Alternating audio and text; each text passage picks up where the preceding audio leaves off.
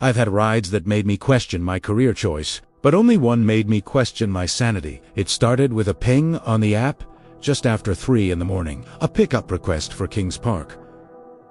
The name didn't ring a bell at first. It was the destination note that froze my blood. Building 93. He said he needed to pick someone up before the morning medication round. But Building 93 had been empty for 30 years. I should have canceled the ride. I should have turned my phone off and gone home, but I didn't. And now, that ride is a part of me. A ghost that sits in the back seat on every late-night shift. The rain was coming down in sheets. That heavy, cold Long Island rain that turns every street into a dark mirror. My wipers were fighting a losing battle, smearing the neon glow from a distant 7-Eleven across the windshield. The streets were dead. It felt like I was the only person left in the world. Just me and the hum of my Camry's engine. I pulled up to the pickup spot, an old bus stop with a cracked plastic shelter, and that's when I saw him. A figure, drenched, standing perfectly still under a flickering streetlight. He wasn't looking at his phone. He was just staring down the empty road, as if he'd been waiting there for 100 years. That's when I started to feel it, that not in my stomach that tells you something is wrong. But that wasn't the strangest part. He opened the back door, and a wave of cold, damp air washed over me. It smelled like wet soil and old basements. He slid into the seat behind me, dripping water onto the upholstery. "Building 93, please," he said. His voice was raspy, thin, like dry leaves skittering across pavement. I glanced in the rearview mirror. His face was a web of wrinkles, his eyes wide and vacant. He wore all white, a white shirt, white pants, soaked through and clinging to his thin frame. They looked like pajamas. He just nodded, put the car in drive, and pulled away from the curb. He didn't say another word, just silence. The kind of silence that's so heavy you can feel it pressing on you. The only sounds were the rhythmic thud of the wipers and his quiet, shallow breathing. Here's where it gets darker. The GPS directed me away from the main roads onto a series of winding backstreets I'd never seen before. The houses grew farther apart, replaced by dense, dark woods that crowded the edge of the asphalt. My headlights cut a weak tunnel through the fog and rain.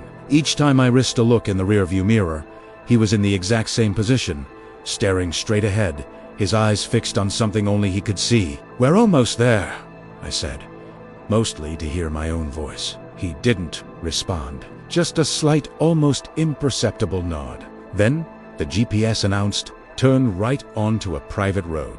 It wasn't a road. It was a rusted, chain-link gate with a dozen no trespassing signs hanging from it like dead things. The gate was slightly ajar, just wide enough for a car to slip through. I stopped the car. "Sir, this is as far as I can go. It's a restricted area." And that's when everything shifted. He leaned forward, his face suddenly close to my shoulder. The smell of damp earth was overpowering. "Just a little further," he whispered, his voice cracking with a strange urgency. "They're waiting. The morning medication. It changes them. I have to get her out before the sun comes up." His hand, pale and bony, rested for a second on the back of my seat. It was ice cold. Against my better judgment, against every instinct screaming at me to hit the gas and leave him there, I slowly eased the car through the gate. The tires crunched over gravel and fallen leaves. We were on the grounds of the old psychiatric center. Derelict buildings loomed out of the fog like massive tombstones. My headlights swept across barred windows and crumbling brick walls. And then, dead ahead, I saw it, a monstrous silhouette rising into the night sky. 13 floors of pure darkness. Building 93. What he told me next still keeps me awake. "Stop here," he commanded, his voice suddenly firm. Primera pulled ober. The engine idled. A lonely hum. In the oppressive silence, he didn't move to get out. He just stared at the building. "Thank you for the ride," he said, his gaze fixed on the dark facade. "Wait for me. I'll be right back with her." Before I could answer, he opened the door and stepped out into the rain. He didn't run. He just walked toward the main entrance of the condemned hospital, a frail figure in white swallowed by the immense darkness. I watched him disappear into the shadows of the doorway. I should have driven away. I know I should have. But I was frozen, my eyes glued to the building. And then I saw it. On the 9th floor, a single light flickered on. A weak, yellow glow in a window that shouldn't have power. I realized then, he wasn't telling me everything. My heart was hammering against my ribs. I sat there for what felt like an eternity, staring at that single, impossible light. The rain beat a frantic rhythm on the roof of the car. The light flickered again. 10 went out. The building was plunged back into total darkness. A minute passed. Then 2. My hand was on the gear shift. I was about to peel out of there, to leave it all behind me, when my back door opened again. I jumped, spinning around in my seat. There was no one there.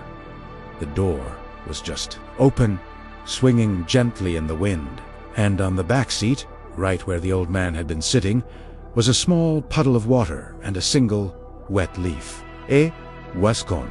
I slammed the door shut, threw the car in reverse, and sped out of that place without looking back. I never checked the rearview mirror. I was too afraid of what I might see sitting there. I didn't take another ride that night. I just drove aimlessly until the sun came up, trying to make sense of it. Was he a ghost?